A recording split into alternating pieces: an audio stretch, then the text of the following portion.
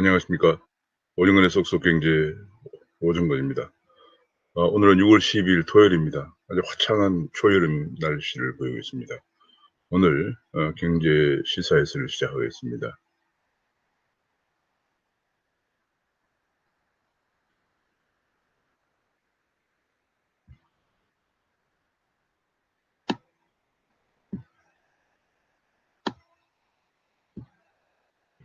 아, 6월 12일 귀에 쏙쏙 들어가도록 경제 기사를 쉽게 전해드리는 명품 시사회를 시작하겠습니다. 구독과 알림 설정을 부탁드립니다. 36세 이준석이 한국 정치판을 흔들다 하는 그런 보도가 나왔습니다. 어제 헌정사상 첫 30대 제1야당 대표로 선출된 이준석이 한국의 정치혁명을 가져오고 있다. 차기 대선을 앞두고 세대교체를 주도할 것으로 전망된다. 그런 보도가 나왔습니다. 최고위원회에서도 1위의 조수진, 그리고 배현진, 정미경, 여성 세 분이 당선됨으로써 여풍도 거세다. 그러니까 젊어지고 여풍이 거센 그런 어제 대표와 최고위원 선임이 되었습니다. 그러면서 이준석 국민의힘 신임대표는 대선 승리에 대한 염원을 확인했고 세대교체와 야당 통합을 통해서 이뤄내겠다, 이런 대표 소감을 밝혔습니다. 합당을 위해서 안철수와 빨리 소통을 하고 대선 주자 경선은 공정하게 진행하겠다. 지명직 최고위원은 여성 인사를 염두에 두고 김종인 전 비대위원장도 영입하겠다, 이런 발언을 했습니다. 이준석 대표는 그 여성 지명직 최고위원을 한 명을 두게 되어 있습니다. 두기도 하는데요. 현재 최고위원 5-명에다가 당연직인 원내대표와 정책위원장, 그 다음에 사무총장을 9명을 구성되어 있는데, 지명직 한 분을 보통 두고, 그래서 10명의 지도부가 구성이 되는데, 사무총장은 대표가 임명하기 때문에 아마 변경될 가능성도 있습니다. 어제 그 지명직 최고위원에 대해서 나경원 전 의원 에 대해서 염두에 둔 것이냐는 그런 질문에 말을 아꼈습니다. 나경원 의원은 인기를 고려할 때 반드시 차기 대선에 중요한 역할을 해야 한다는 그런 말로 지명직 최고위원에 관해서는 말을 아끼는 그런 모습을 보였습니다. 이준석 대표는 보수 핵심 가치는 공정과 경쟁이다 라고 하면서 북한과 타협할 일은 없다라고 분명히 선을 그었습니다. 야권 통합은 윤석열, 안철수, 최재형 등을 거론하며 버스가 출발되기 전에 타야 된다. 그러니까 최소 전당대회 전에 9월 정도는 입당을 해야 한다, 그런 얘기를 했고요. 더 이상 늦출 수는 없는 그런 일정이 있다는 점을 얘기를 했습니다. 그다음 경제정책은 분배보다 성장이 중요하다. 해고는 쉽게, 복지는 강화하는 그런 정책을 얘기를 했고, 젠더 이슈에 관해서는 성별, 나이보다 실력이 중요하고 여성 청년 할당제 폐지를 공약을 했습니다. 박근혜 탄핵에 대해서는 대구에 가서 탄핵은 정당했다, 이런 발언을 해서 또 논란을 불러일으켰고요. 여러 가지 논란이 많이 또 있었습니다만은, 아무튼 보수 핵심 가치는 공정과 경쟁이다 하면서 야권을 통합하고 경제정책은 분배보다 성장이 중요하다라고 얘기를 하면서 좌파 정책과는 차별되는 그런 발언을 그런 관점을 보였습니다. 가장 중요한 것은 낡은 정치를 뒤엎는 정치 혁명이다라는 것입니다. 지금 이제 이것이 왜 중요한 것인가 하면은, 그동안 우리 정치는 사실상 삼류 정치라는 말을 들어왔습니다. 삼류 정치라고 하는 것은, 그동안에 우리 정치는 사실상 계보 정치, 과거 상김시대에서 유습이 아직도 남아서 계보 정치, 최근에는 팬덤 정치로 이루어져 있습니다. 그러다 보니까 자연 계보 정치는 계보 보수에만 충성하면 되고 팬덤은 역시 또 뭐 능력 유무를 떠나서 잘못 여부를 떠나서 무조건 충성하는 그런 팬덤이 이어지면서 우리 정치가 그야말로 무능력하고 잘못을 저지르고도 전혀 고쳐지지 않는 그런 삼류 정치라는 비난을 받아왔습니다만 이번에 30대의 등장으로 인해서 정치를 완전히 이러한 정치 우리 대한민국 정치사를 완전히 바꿔야 되는 이제 능력과 비전과 를 올바르게 가지고 있는 정치인들이 등장하는 정치인으로 세대교체가 되는 지금 현재 뭐 다선 여부가 문제가 아닙니다. 우리 대한민국에 대한 올바른 나아가야 할 길에 대한 올바른 비전과 리더십 그리고 국정을 담당할 수 있는 능력을 가진 정치인들로 교체가 돼야 된다. 그래서 그런 면에서 이번에는 정권 교체라는 얘기보다 정치를 뜯어 고치지 않고 희망이 없다 하는 그런 주장이 나오면서 정치 교체 출발점이다. 정권 교체 정도가 아니고 정치 교체 출발점이다. 그런 얘기를 하고 있습니다. 그럼 과거에 구시대 유서빈 세대 계보 정치는 말할 것도 없고 최근에 586이 지배하고 있는 여당의 팬덤 정치 같은 것도 이제는 안 된다.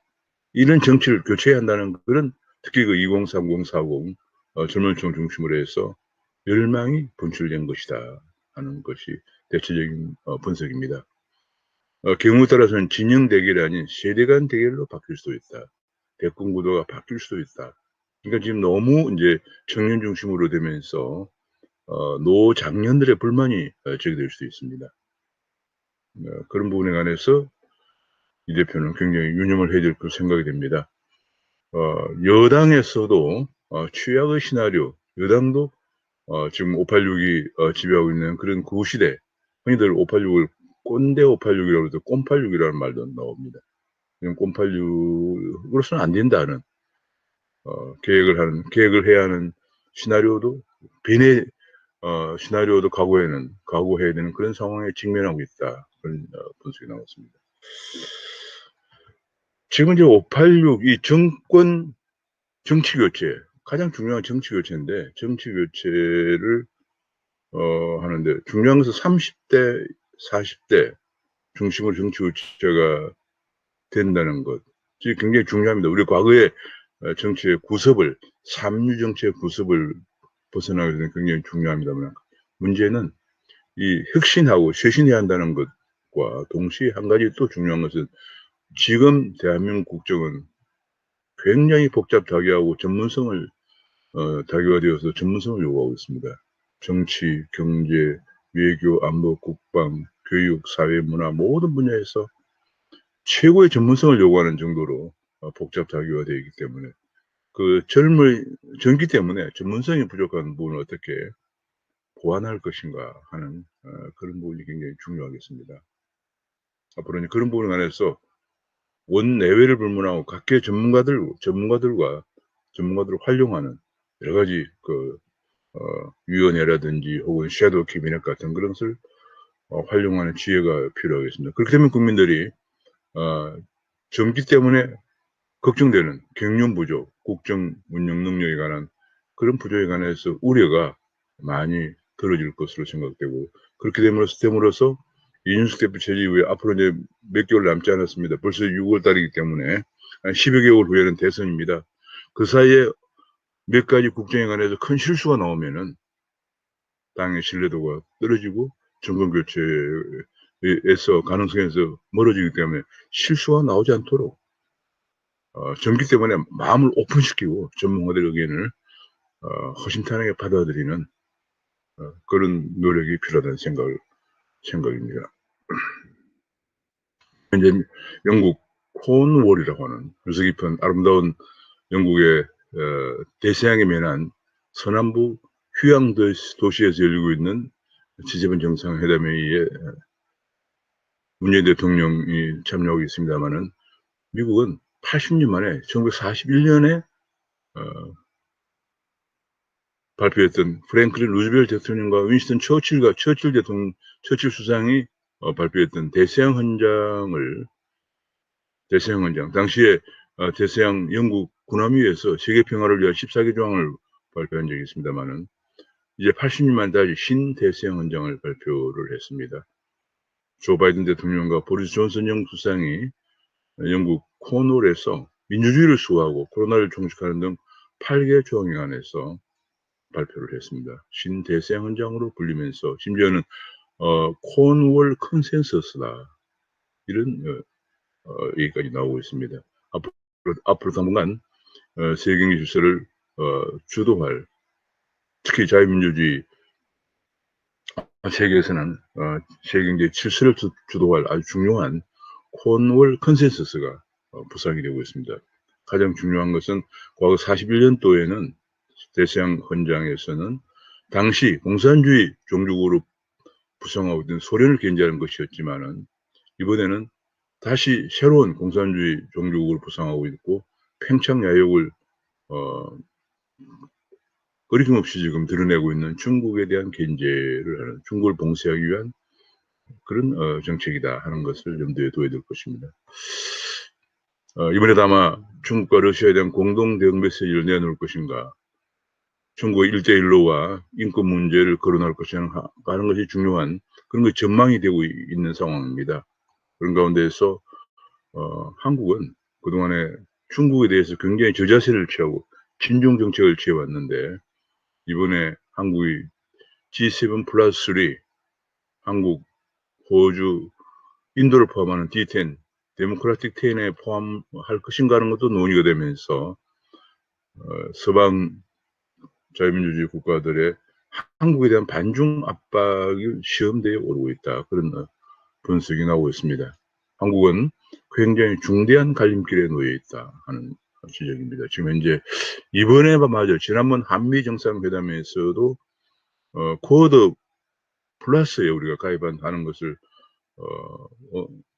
하는 것이 빠졌습니다. 그러면서 한미 정상회담이 경제 기술 동맹은 강화되는데 안보 동맹은 좀 서로 간에 흔들리고 있는 것이 아니냐 그런 안타까운 분석도 나왔는데 이번에마저도 이 문제가 흔들리면은 한국을 잘못하면 패싱할 우려도 있다는 그렇게 되면 우리나라의 운명이 중국과 미국의 쟁패 중에서 상당히 어려워지는 그런 상황이 될 가능성도 있다. 구한말처럼 여기저기 흔들리다가 잘못하면 큰 위기를 맞을 수 있는 것이기 때문에 이번 G7 회담 참석은 매우 중대한 갈림길이다. 그런 분석이 나오고 있습니다.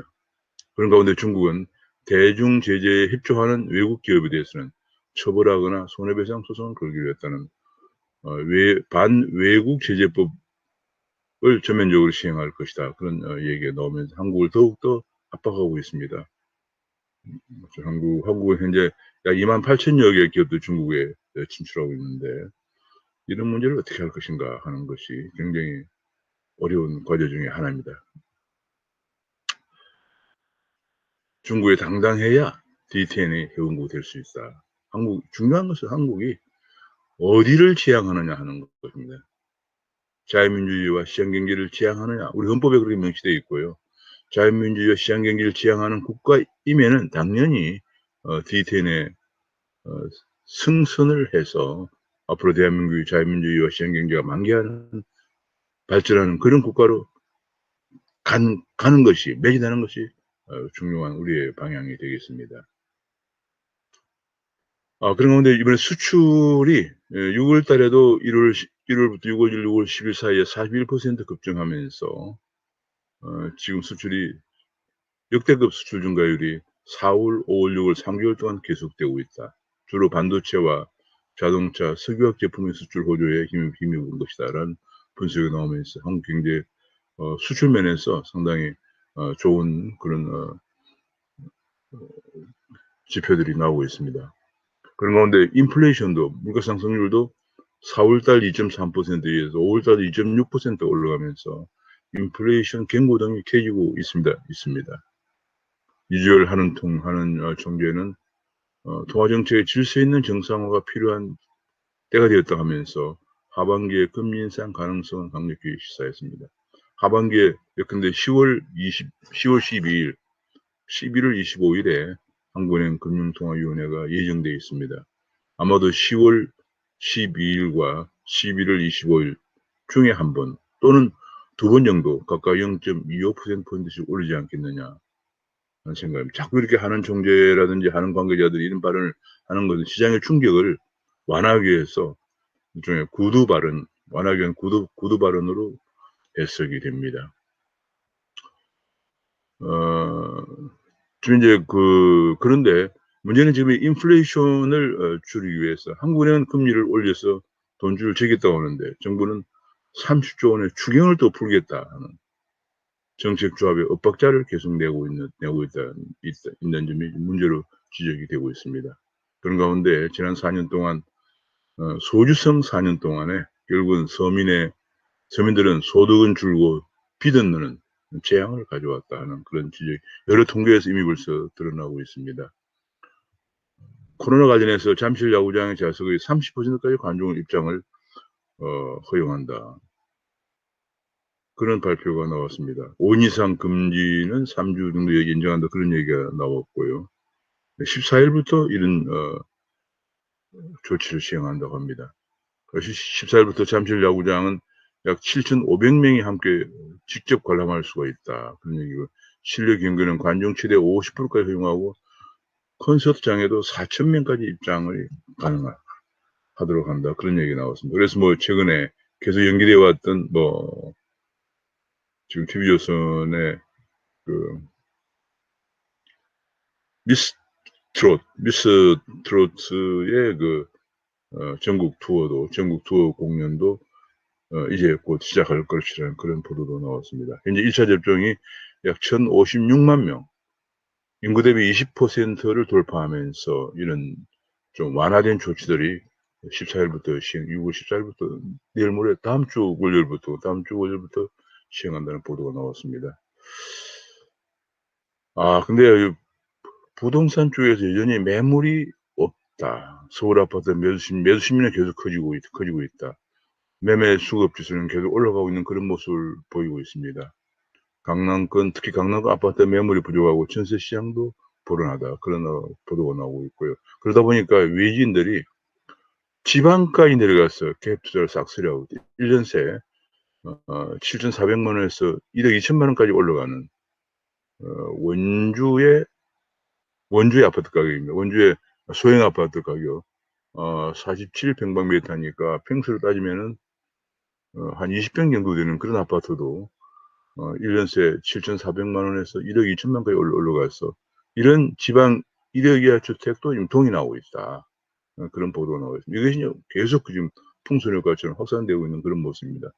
정말 주택정책은 문재인 정부 완전히 실패한 노무현 정부 때 재판이 계속 재현되고 있는데도 지금 이렇다 할 정책 전환이 나오지 않고 있고, 어제까지 마무리해서 발표하려고 했던 여당의 부동산 특위의 특위회의가 여당 의원들의 코로나 확진자가 나오면서 국회가 봉쇄되면서 연기되었습니다. 그런 가운데 징벌적 보복적 부동산 조세 때문에 재산권 헌법 소원이 계속 쌓여가고 있다. 그런 얘기입니다. 징벌적, 한국은 전례가 없는, 전 세계에서 자본주의 시장 개념국에서는 유례가 없는 징벌적 보복적 부동산 세제. 예컨대 종부세는 상위 몇 프로 이렇게 2%만 부담한다든지 이런 식으로 서로 편을 갈라서 징벌적 세금을 부과하는 이런 문제에 대해서 계속 이것은 명백한 재산권 침해 소지가 크기 때문에 헌법 소원이 계속 제기되고 있다. 그런 얘기인데요. 1689년에 영국의 존 노크라고 하는 위대한 정치학자가 통치론이라는 것을 발간하면서 자유민주주의란 무엇인가에 대해서 자유민주주의 국가의 정부는 무엇을 해야 하나 하는 것을 얘기해 줬는데, 거기서 가장 중요한 것은 자유민주주의 국가의 정부는 국민의 자유와 생명과 재산을 보호해야 한다는 것을 얘기했습니다. 국민의 자유를 보존하고 생명을 지켜주고, 그 다음에 가장 중요한 것 중 하나가 재산권을 보유해야 한다는 것. 재산권을 보장해 줘야 한다. 재산권을 보장해 줘야만이 진정한 자유가 확보될 수 있다는 것입니다. 그런데 그 재산권을 계속, 그런 세 가지 중요한 정부 역할을 외면할 때는 국민들은 저항할 수 있다. 그런 주장까지 했습니다. 지금 우리나라의 문재인 정부가 과연 국민의 재산권을 보호하려고 하는 것인지, 아니면 징벌적 보복적 조세를 통해서 내 편 갈라서 정치적으로 이용하려고 하는 것인지 하는 그런, 계속 부동산 정책에 계속 실패하면서 정치색이 너무 짙게 쌓여가는 것이 아닌가 하는 생각이 듭니다.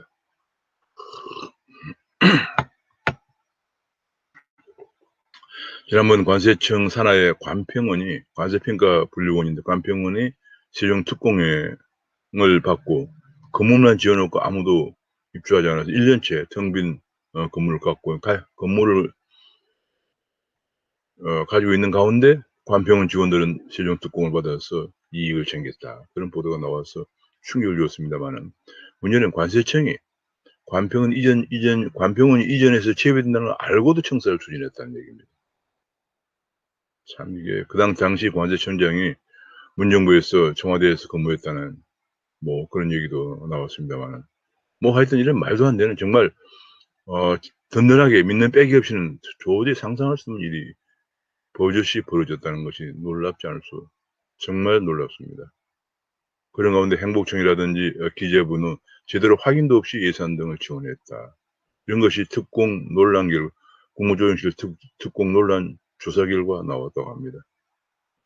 참 어이가 없는 상황입니다. 국세 토주택공사, LH공사의 부동산 투기, LH공사의 내부 정보를 이용한 LH공사 직원은 물론이고 관련 공무원들과 정치인들의 투기도 국민들을 분노케 했습니다만, 이 세종특공, 이게 관청이 옹립하지도 않는데 그걸 알고도 청사를 버젓이 추진하고 국민의 세금을 가지고 청사를 추진하고 1년째 아무도 입주하지 않는 청사를 추진하고 그걸 핑계로 해서 특공까지 받았다.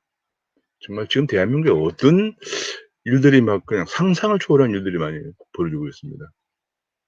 그런가 미국에서는 증시 없이 1조 2천억 달러의 인프라를 투자한다는 얘기가 나왔습니다. 증세 없이 계속 재정 지출만 하면은 결국은 재정 적자가 늘고 국가 부채가 증가하겠죠. 미국의 지난 8개월 사이 재정 적자가 2조 달러 증가했는데 10년간 연평균 적자가 1조 3천억 달러인데 벌써 8개월 사이 재정 적자가 2조 달러 증가했다 그런 얘기고요. 국가 부채의 GDP 대비가 이미 벌써 100%를 넘었다는 분석이 나오면서 제가 보기에는 계속 바이든 행정부가 이걸 좀 법인세를 올려서 충당하려고 했는데, 그렇게 될 경우에 기업들이 해외로 나갈 수도 있고 여러 가지 해외로 나가는 걸 방지하기 위해서 법인세 최저 상한을 높게 책정하려고 하다가 글로벌 법인세 최저 하한선을 높게 책정하려고 하다가 그것마저 지금 실패했습니다. 사실은 글로벌 최저 하한세를 15%로 합의를 보았기 때문에 미국은 이미 벌써 법인세율이 21%니까 뭐 별다른 영향을 받지 않고 이렇게 되면 이런 속에서 법인세가 올라가면 미국 기업들이 해외로 또 나가서 결과적으로 일자리가 줄어들고 세수도 줄어드는 문제가 생기기 때문에 미국으로도 굉장히 어려운 상황인데, 이런 가운데 계속 그래서 법인세를 이제 안 올리기로 했어요. 안 올리기로 하는데도 공약한 지출을 이렇게 늘려서 국가 부채가, 재정 적자가 늘어나고 국가 부채가 이미 100%가 넘었는데도 불구하고 더 국가 부채가 늘어나면은 미국발 글로벌 위기 가능성도 지금 배제할 수 없는 상황이 아니냐. 이렇게 되면 미국의 금리가 올라가게 되고요. 금리가 올라가면 강달러가, 미국은 기축통화국이니까 강달러가 되면서 세계 풀려나왔던 돈들이 미국으로 역류하면서 특히 그 많은 시장국들이 위화 유동성 갱색에 직면하게 되는 위기가 올 가능성도 상당히 높아지고 있다 하는 굉장히 어려운 상황으로 가고 있는 것 같습니다.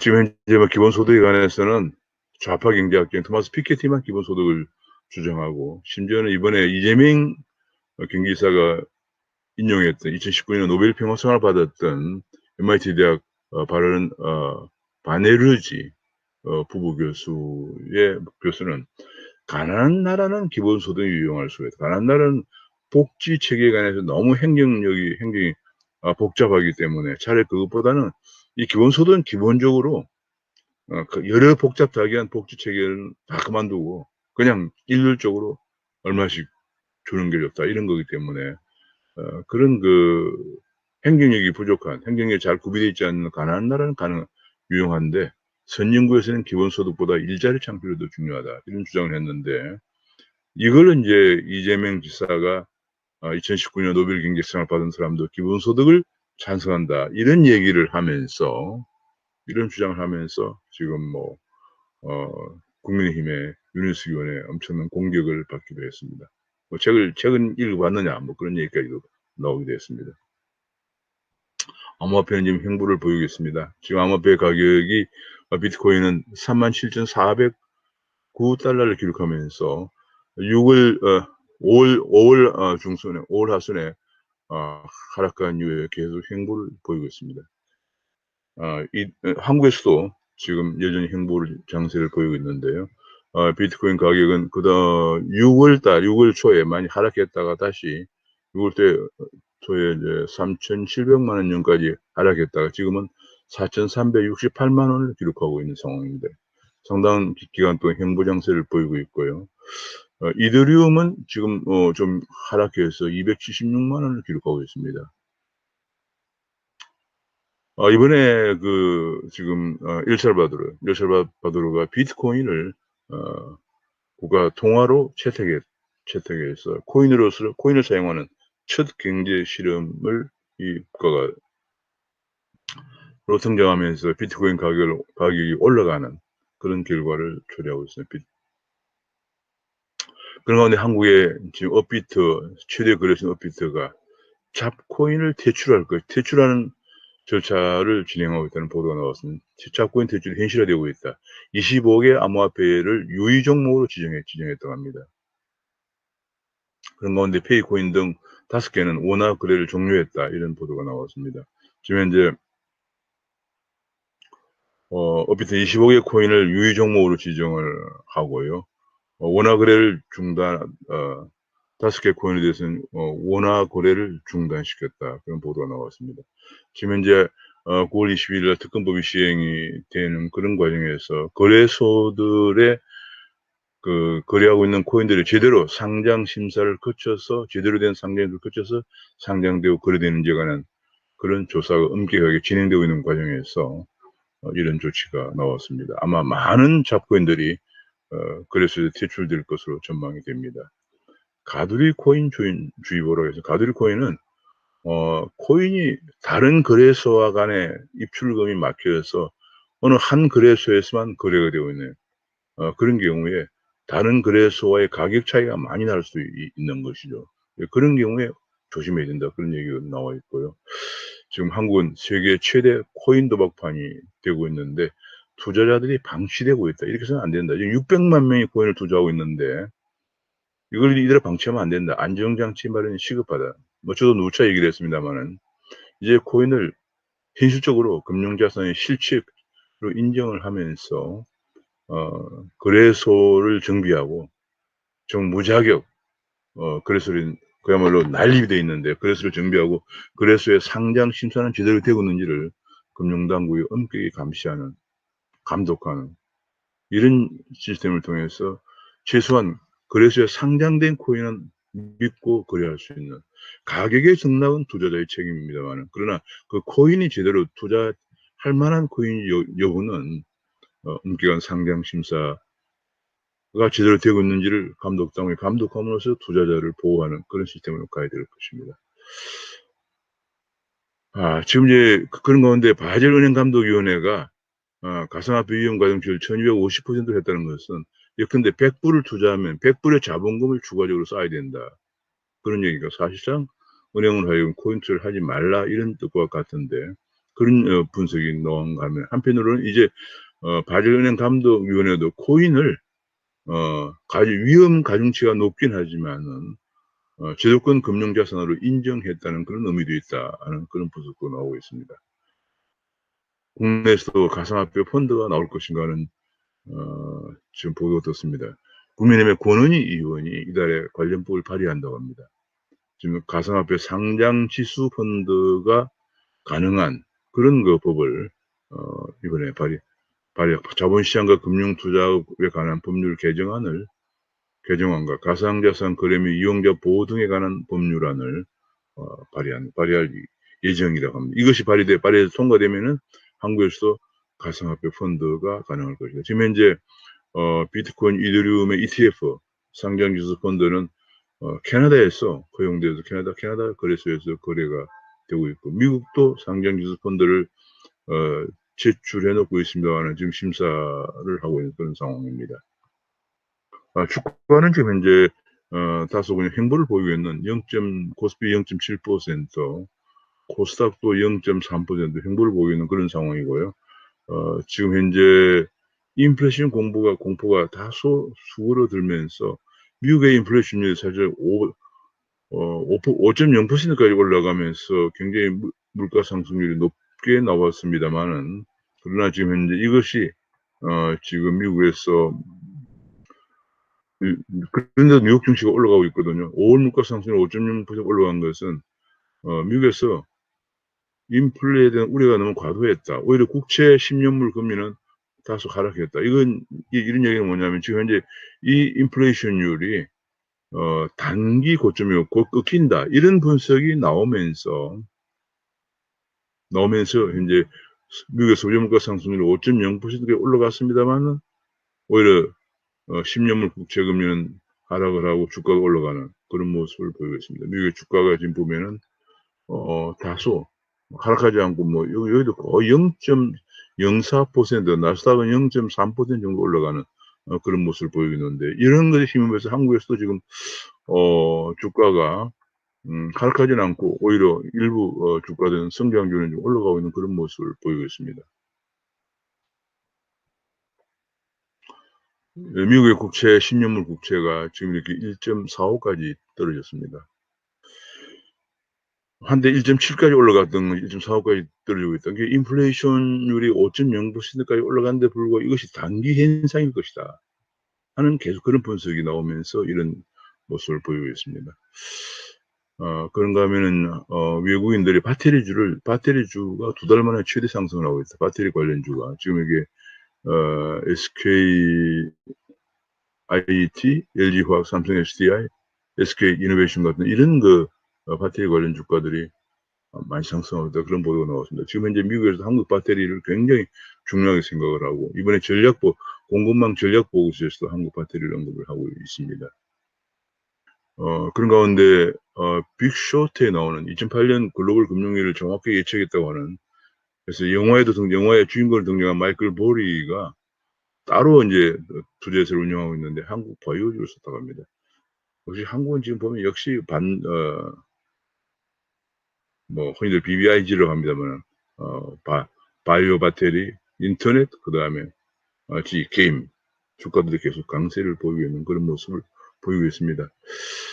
그런 가운데 지금 기업 분할이 배터리, 바이오, K엔트까지 기업 분할이 새로운 4차 산업혁명의 부스터가 되고 있다. 이런 보도가 나오고 있습니다. 지금 이제 얼마 전에 SK가 분할한다는 그런 보도가 나왔죠. 지금 현재 인터넷은행에 지금 빅테크 기업들의 금융업 진출이 활발하게 일어나면서 하나은행과 네이버의 자회사 라인은 일본에 있는 네이버 자회사 라인이 손을 잡고 인도네시아의 디지털 은행을 출범한다고 합니다. 지금 우리나라의 이런 빅테크 기업들 참 외국에서 좀 날개 단 듯이 지금 금융 산업을 확장시켜 나가고 있습니다. 빅데이터로 최적 치료의 길을 찾고 인공지능이 신약국 옥석을 가린다. 지금 이제 빅데이터가 지금 굉장히 신약 산업 발전에 크게 이용되고 있는 그런 상황입니다. 그래서 앞으로 빅데이터 산업은 2025년까지 현재 19조에서 43조까지 키운다는 그런 4차 산업혁명위원회의 발표가 있었습니다. 신차가 지금 자동차 반도체가 품귀 현상이 일어나면서 출고가 6개월 정도 지연되면서 기다리다 못 지친 많은 매수자들이 오히려 중고차, 새 차 같은 그런 신차급 중고차를 사게 되면서 이런 신차급 중고차는 매물이 뜨자마자 팔리는 현상을 보이고 가격도 올라가고 있다. 그런 보도가 나왔습니다. 이거는 이제 미국의 스타트업 기업이 보여주고 있는 도심 항공 모빌리티 어번 에어 모빌리티라고 UAM이라고 하는데 만든 UAM의 모습입니다. 대단합니다. 이것이 앞으로 이제 이렇게 되면 상용화할 날도 멀지 않았다 하는 그런 전망이 나오고 있습니다. 일본의 공무원들은 다이어트를 해서 줄여서 2000년 이후에 절반 줄였답니다. 한국은 정반대입니다. 한국은 공무원을 더 늘리고 있는데 한국은 큰 정부를 계속 제어하면서 문재인 정부의 큰 정부를 제어하면서 공무원이 늘고 있는데 일본은 공무원이 반으로 줄었다. 그런 얘기입니다. 야, 지금 이게 보니까 2000년만 하더라도 2000년만 일본의 공무원이 약 113만이었는데 50만 명까지 줄었습니다. 2022, 21년에 정말 대단합니다. 일본의 공무원들은 절반으로 지금 줄이고 있다. 그런 보도가 나왔습니다. 신한울 1호기는 운영허가 결국은 불발되었다는 얘기입니다. 신한울 1호기는 이미 벌써 완성된 지가 2년 전에 완성을 했거든요. 지금 2년 전에 완성을 했는데 계속 그 원안위에서 원자력 안전위원회에서 결국은 운영허가가 이번에도 불발되었다. 그런 얘기입니다.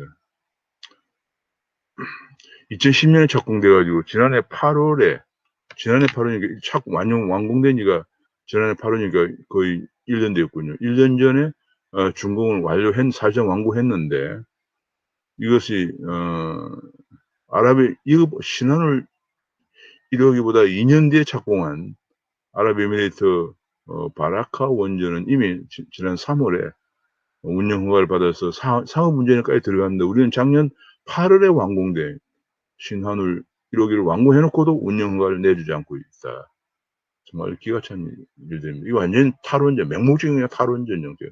지금 더구나 탄소 중립 정책을 제대로 성공하기 위해서는 원전이 중요하다는 그런 전 세계 학자들의 심지어는 빌 게이츠까지도 그런 주장을 하고 있는 가운데 우리는 그냥 맹목적인 탈원전, 제가 보기에는 환경 카르텔에 밀어붙이시.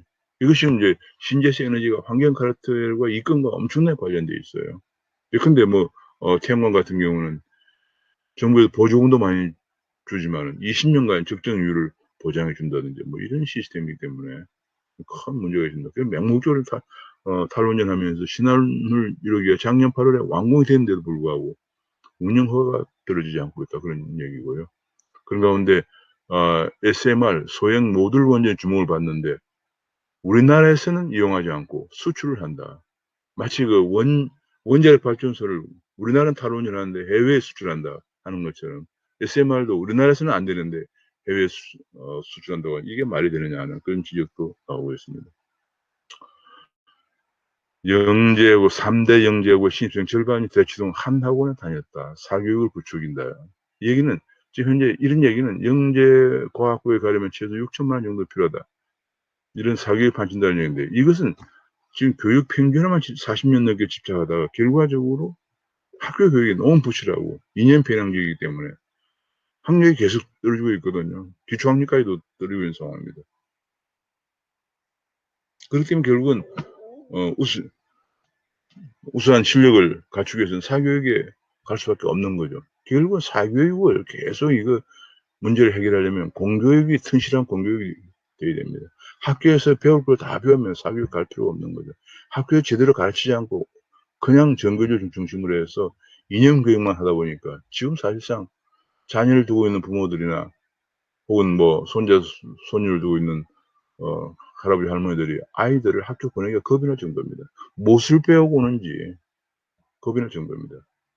그러다 보니까 공부는 전부 학원에서 하는 이런 현상이 벌어지고 있는 안타까운 실정입니다. 한국에서 352년 만에 한국 발레 2년 역사를 가진 파리 오페라 발레단의 최고 수석 무용수의 박세은 무용수가 등극에 들어갑니다. 한국 역사에서 처음 있는 일이라고 합니다. 정말 한국 사람들 정말 대단합니다. 여기저기서 두각을 나타내는 게 있습니다.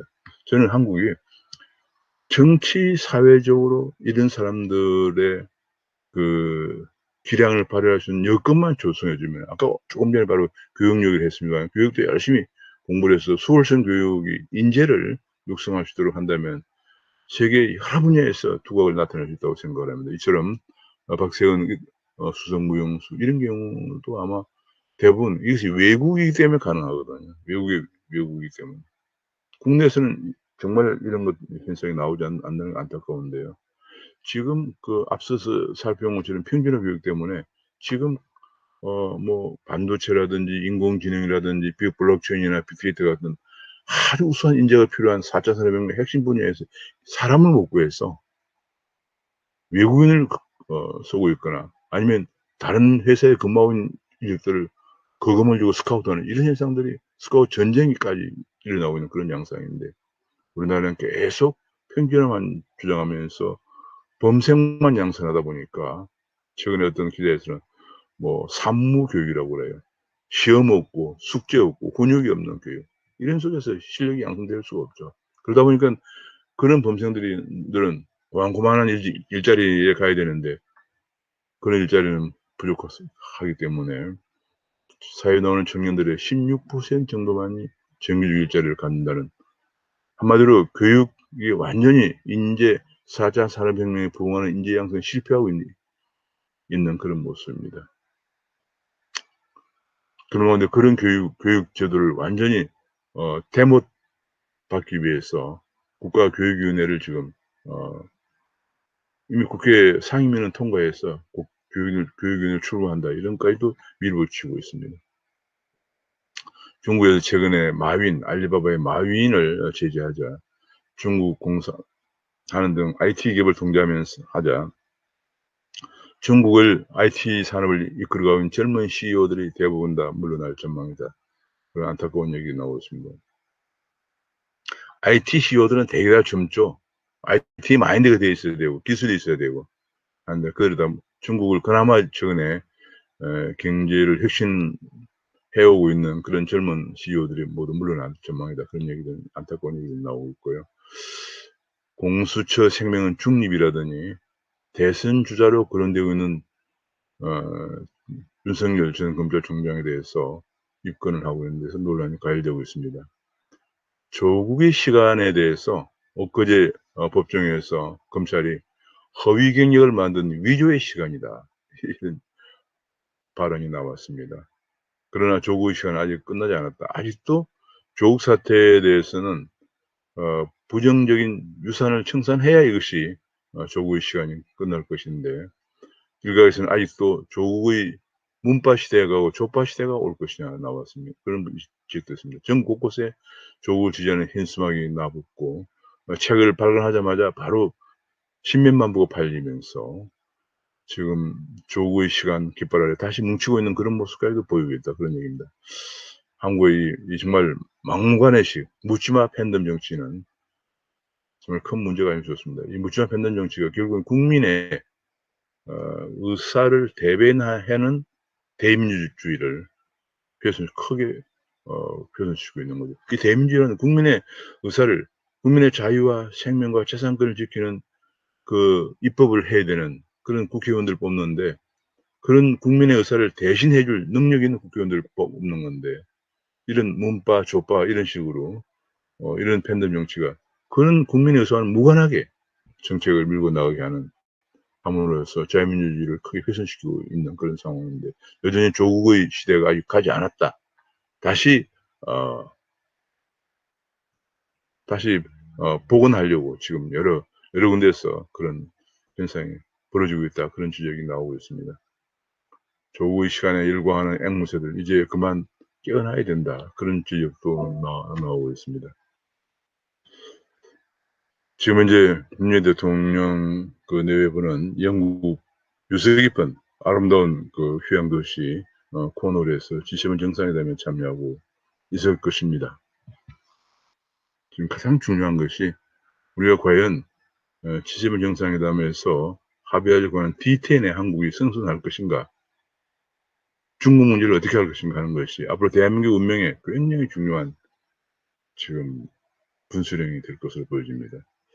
그런 가운데 이러한 정치를 바꿔야겠다 하는 이준석 야당 대표, 30대 야당 대표가 등장하면서 우리 정치가 이제 이대로는 안 되겠다. 삼류 정치라고 흔히들 기업은 국민은 인류고 기업은 인류고 뭐 정치는 삼류다 그런 얘기를 어느 분이 했습니다만 이 삼류 정치에 국민이 계속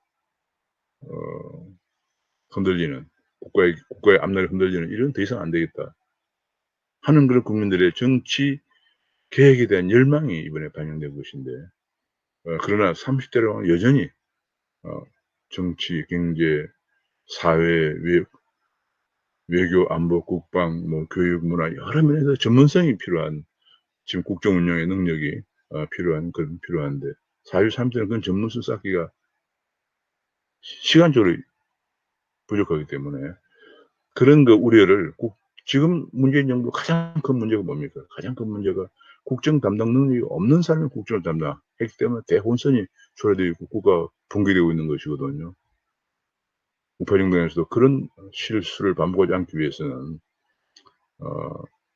혁신하는 젊은 사람이 정치 교체, 세대 교체를 하면서도 또 각 전문성 있는 전문성 부족을 보완할 수 있도록 전문성 있는 분야에서 각 분야 사람들과 같이 정책 대담을 하고 섀도우 캐비넷도 만들어 가면서 그런 부족 부분을 보완해 나가는 지혜 있는 지혜가 필요하다. 그렇게 해야만이 지금 몇 개월 남지도 않는 기간 동안에 실수하지 않고 실수를 자꾸 하면 당의 지지율이 떨어지는 거죠.